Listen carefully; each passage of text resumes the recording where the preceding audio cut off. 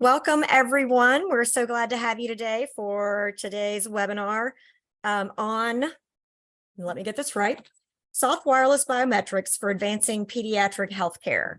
We're super excited today to have Hong Yo joining us, and I am going to have him introduce himself and a little bit about his research at a high level. All right. Hello, everyone. First of all, thanks for having me here. It's my great pleasure to share my research regarding soft wearables, electronics for pediatric healthcare.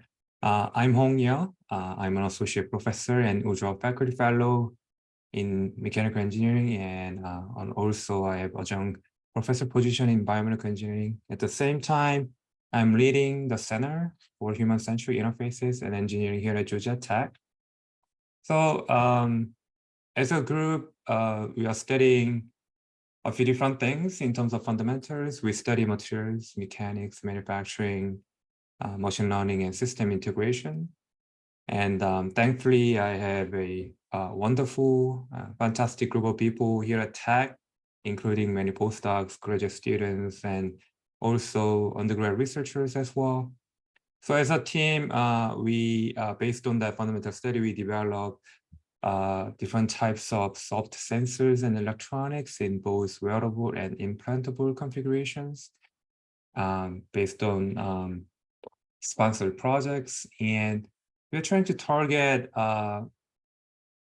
basically building different types of biomedical systems for advanced human health monitoring, disease diagnosis, therapeutics, and also human-machine interfaces. Yes, so I love everything you do. I thought maybe you could talk a little bit about the difference between your soft electronics and the harder ones that we kind of wear, like the Apple Watch, and maybe why you think they're better, especially in pediatric situations. Yeah, so as you guys already know that due to technology development, now we see smart wearables that are miniaturized sensors and electronics. However, when you look at their form factors, although they are small, they are still made of rigid materials like metals and plastics. And some electronics include sensors to measure signals from our skin, or implantables, different types of signals from organs, or even from blood vessels. But when you look at that material, these are still rigid, so they are not really matching with the targeted human tissues, either external or internal. So when it comes to measuring those signals, there are still issues of losing data. For example, for wearables, when we wear those watches that we use on a daily basis, these watches can measure something, but when there is a significant motion or different types of activities, we are still losing data because of artifacts and noise. Compared to that, when we change those rigid material-based sensors to soft material sensors and electronics, then basically we are following the same materials and mechanical properties of the targets, which is human skin or internal organs. Then you can have better contact and better tissue compatibility, biocompatibility, things like that. So eventually they can reduce those issues coming from noise and artifacts, so that we can get better quality signals and more consistent data throughout the days, like weeks, or sometimes months. Yeah, very cool. So how about you tell us about some of the projects and some of the sensors that you're building? I know one of them has been used to take some data at Children's Healthcare of Atlanta in their NICU. So maybe talk about that one a little bit. Yes. So it's been a while. So firstly, we started this project multiple years ago. At the very beginning, we were building systems for other patients population, and then we realized that we can really give a benefit to small patients like pediatrics, because we can miniaturize stuff, and also, as I mentioned earlier, that we could really change those materials and form factors, right? But when you look at NICU patients and pediatric patients, although their size and their skin conditions are different from others, still they are relying on the existing devices designed for adults, right? So sizes are super big and they are still rigid, and a lot of sensors require wires to be connected with the external devices like tabletop monitors. So they can really immobilize their emotions, and they are not really allowed to move around freely, or even parent standpoints, they cannot really hold those babies, right? Those are issues for parents and also babies too, and kids as well.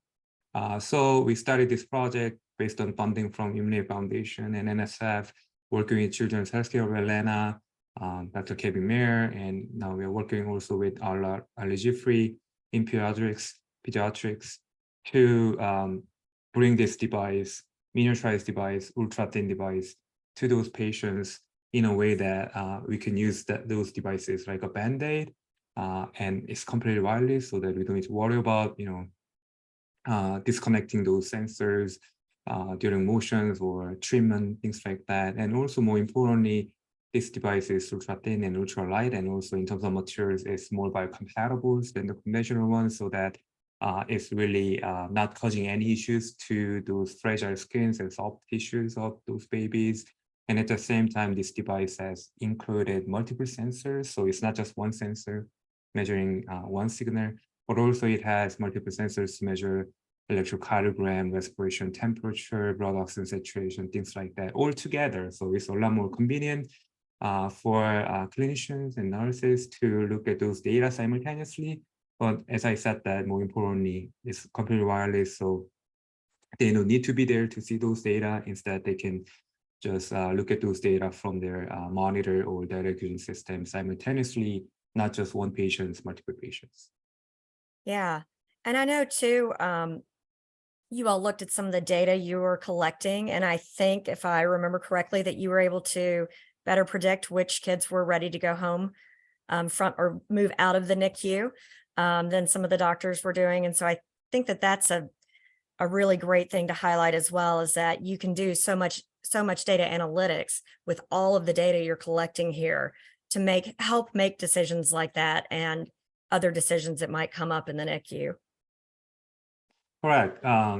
As I briefly mentioned at the very beginning, we also study machine learning, algorithms, and other tools for better data processing and real-time abnormality detection, right? So we are not just measuring data discretely. Here, all the data that we are measuring are continuous and real-time, again, wirelessly, so that we can see any issues and abnormal signals in real time, so that we can do immediate actions, right? Even our software can give clinicians an alert or warning signs so that they can see what's going on for this specific patient, whether all signals are normal and things like that. Again, it's not just false alarm caused by disconnected wires. It's caused by their physiological signals. So that's going to be really helpful for clinicians and nurses, and also you can save their time as well, so that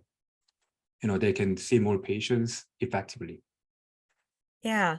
And I know this patch is only about an inch square, the one you can put on the child. And I think I've also seen it built into a little hat that the baby can wear with the sensor put right on the forehead. And I think those form factors are great because they're not in the way, like you said. And I like the idea of the hat, because I think the importance there is that there's not a whole lot of motion from the baby's head. So you're minimizing the motion artifacts that you sometimes get with these wearable sensors.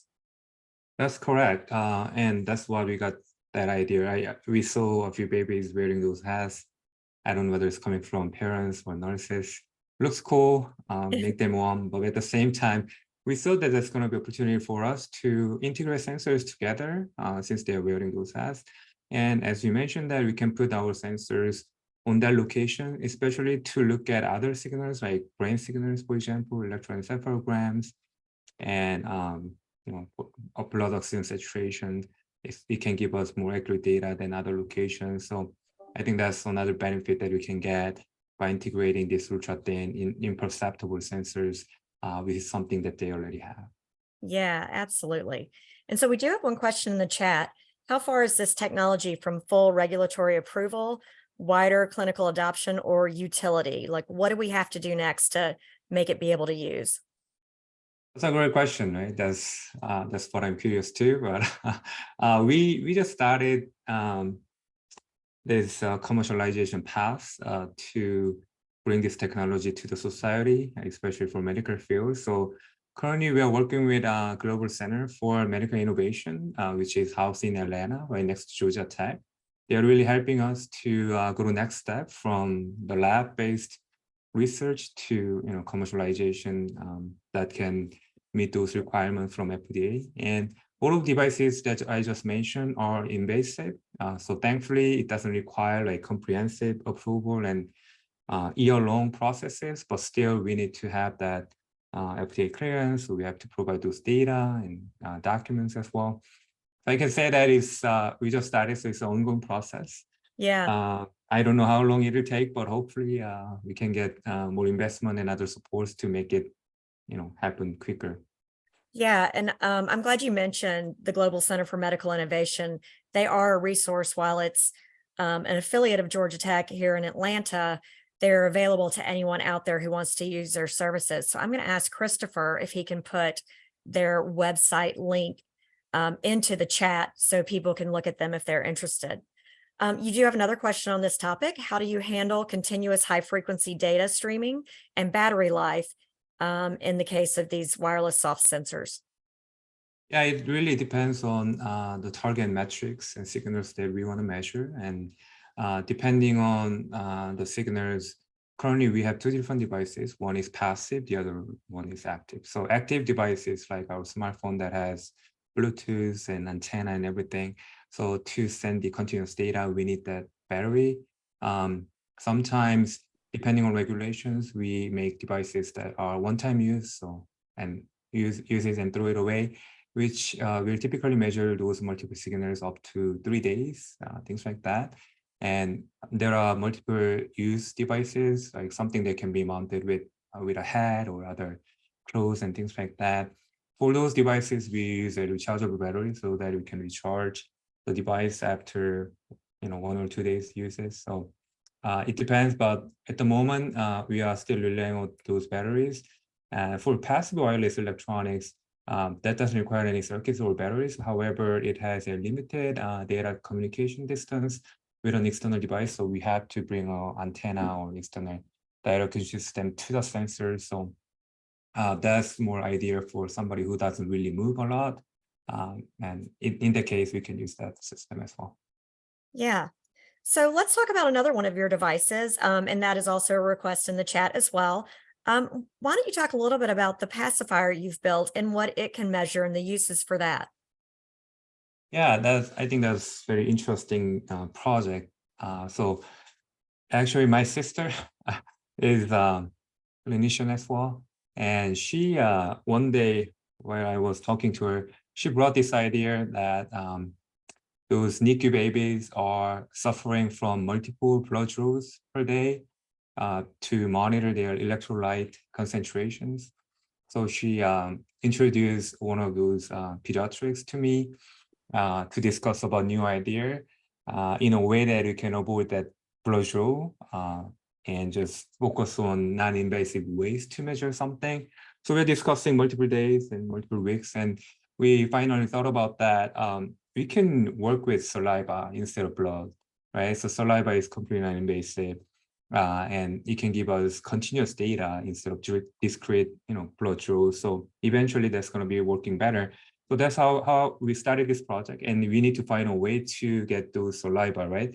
So we thought about pacifier because that's what they're wearing. Not everyone, but so we got one of those pacifier, and then to get more saliva, we integrated micro scale fluidic channels so that we can concentrate those saliva to a reservoir where we integrate our sensors in it, so it can have data recording like sodium and potassium concentration in real time.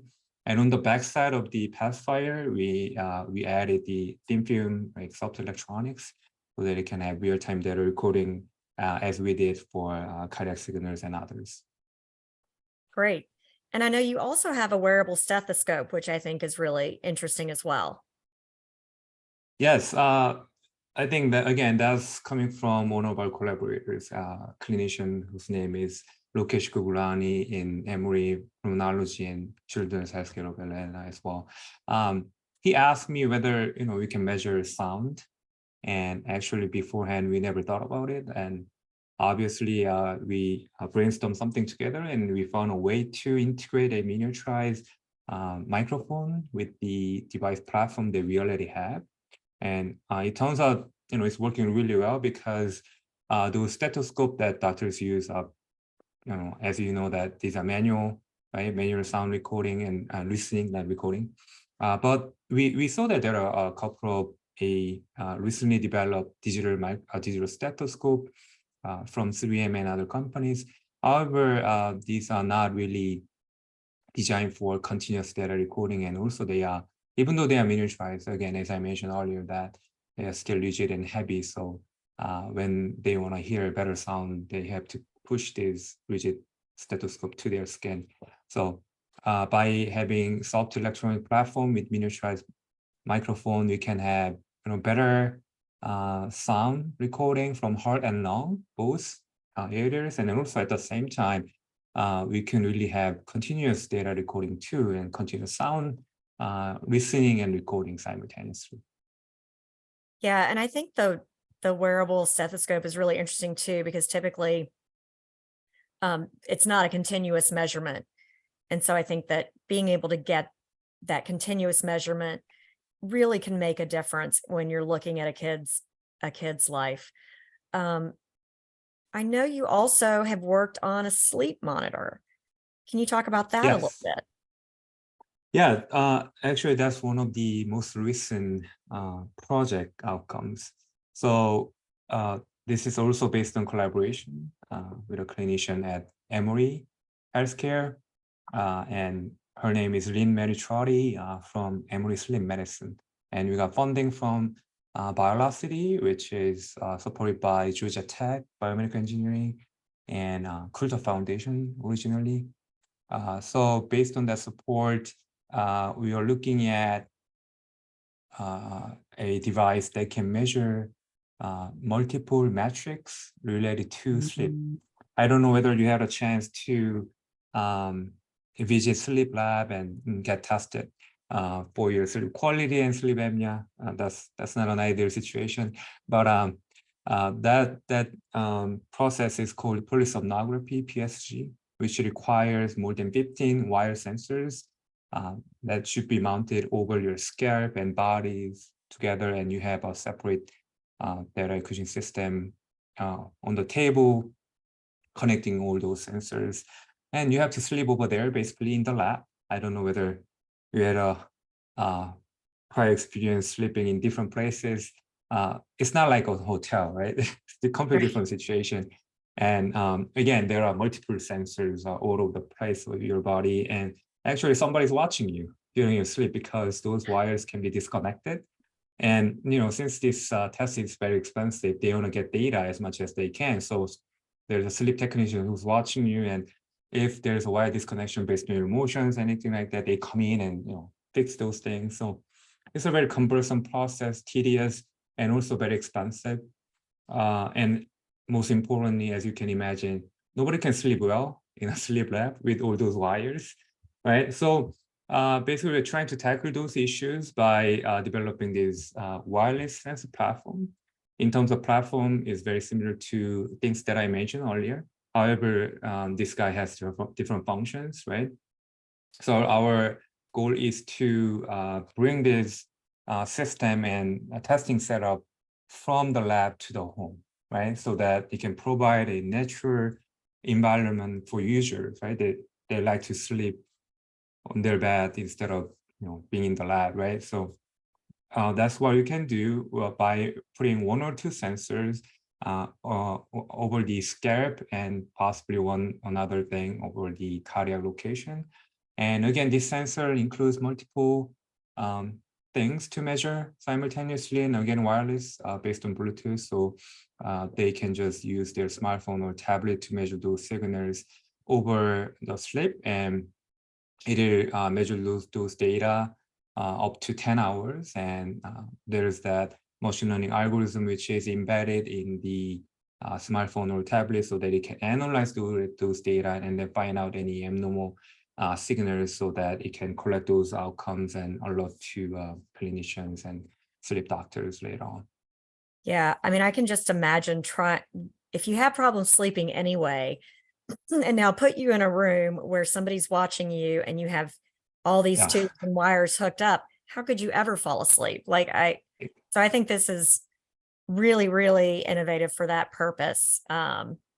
Because truly, I can't imagine sleeping in a sleep study. I think it would be almost impossible. Terrible.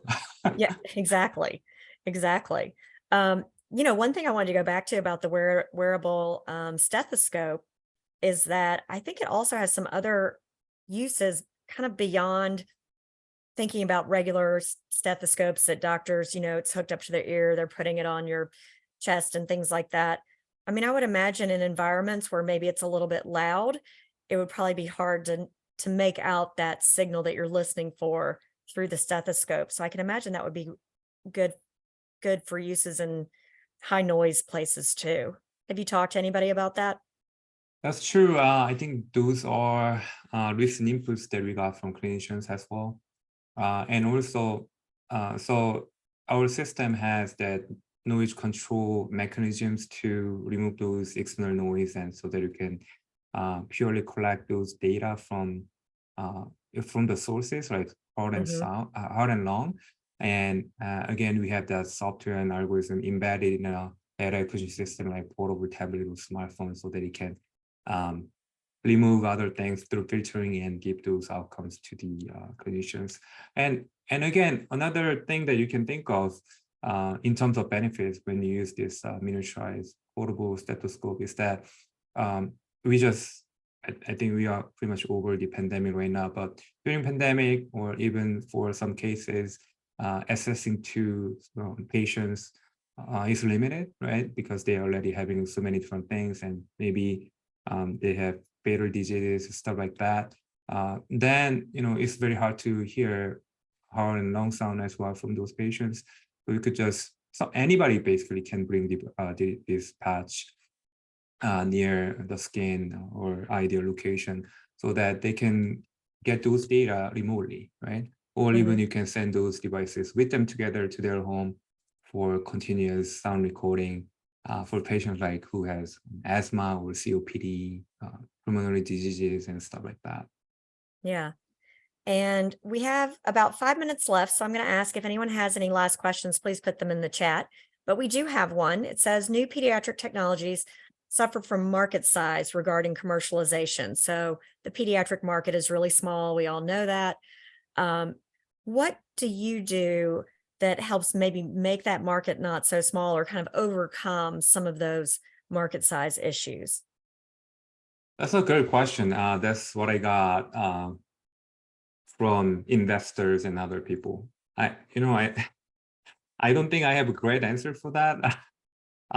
But I think I started this pediatric research 6 years ago, and now it's been a while. But I do see a bright sign, and there's progress that people are aware of this importance of helping those kids and pediatric patients as well. So we do see more opportunities and investors who are trying to spend resources and their money for these new technologies. So I think that's a good sign. But at the same time, I think we could also emphasize that those technologies that we're developing are not just useful for pediatrics, but at the same time, you can target other populations too by just, changing a little bit, right? So I think that could be another way to get more support. But, again, I wish I could have a lot of money to support my research so that I can bring this technology to kids right away. But at the moment, I don't. So But I we're wish I working on could it. one day. We're Yeah, working working on on it. it. But I do agree that all of the sensors that you've talked about I mean, even maybe the pacifier in a different form factor could be used for adults. And I think that that's important. The other thing that I think is really great about this is you actually started in the pediatric healthcare space. And so starting there, you've made it work for them from the very beginning. And we do know that, kids are very different from adults, especially these infants. And so I think that it's really great to see something start in pediatrics and then expand to adults as opposed to the other way around. Because, adults and kids are really different physiologically. And it doesn't mean you just shrink something down and make it smaller. You have to think about the pediatric patient really from the very beginning. So I love that about your work. Does anyone I else agree. have any other questions? Okay. Is there anything that I did not ask you that you want your audience to know? That's a great question. I think you pretty much asked all the questions. But I think we have a few minutes left right here. But I want to really say this. I'm really thankful for all my collaborators and my students, especially clinicians, physicians, and nurses, including my sister as well. I think all these research stuff that I'm doing are possible because of their help, and they always came to me with great ideas and problems to resolve, right? So I want to really appreciate that, because I think we have to work together, right, between those engineers and clinicians, so that we can tackle those problems together instead of just by one person, right? So Yeah. that's something that I want to really mention. And also, again, I briefly mentioned at the very beginning, but I'm very lucky to have a great people around me, especially my group members, like postdoc students and engineers. And I think Georgia Tech has great research environment. Not Georgia Tech itself, we have the things that I mentioned earlier, like GCMI and Children's Healthcare, Emory, and other, even CDC here. I get a lot of benefits. So I want to mention that it's not just coming from me, it's based on teamwork, right? So I want to appreciate everybody who's helping me my research. Yeah. I mean, one of the things that you said that's so very important that us in the pediatric technologies at Georgia Tech try to emphasize is that we want to solve real world problems. And so that means talking to clinicians and understanding what their needs are, or maybe shadowing them and seeing maybe what a mess it is in the sleep lab with all these wires stuck all over you. So I do think it's super important to have that clinical collaborator to give you the real world problem, but then to also work with throughout the life of the device development to make sure that it's going to work in their workflow environment and their scenario, and that it's giving them the information that they need to make better decisions when it comes to their kids and what we can do together. Right. I think we are at time now. I want to thank Hong for coming and joining us today. It's always fun to visit his lab and talk to him and learn about the latest and greatest in a wearable soft electronic that he's come up with.